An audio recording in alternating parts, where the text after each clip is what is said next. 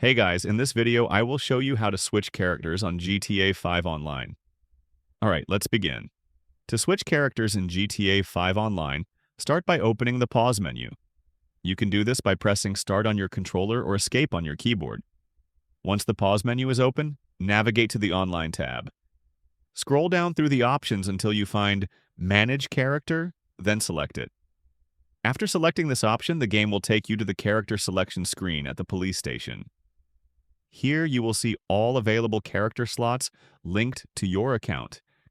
If you have already created a second character, you can simply select it.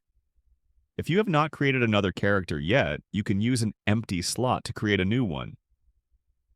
Follow the on-screen steps to customize your character, choose appearance options, and confirm your selection.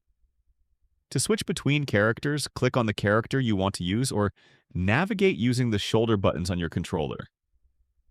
Once selected, the game will load GTA Online using that character, along with their progress, money, and properties. This allows you to experience GTA Online with different characters easily. So that's basically how you can switch characters on GTA 5 Online. That's it for this video. Thanks.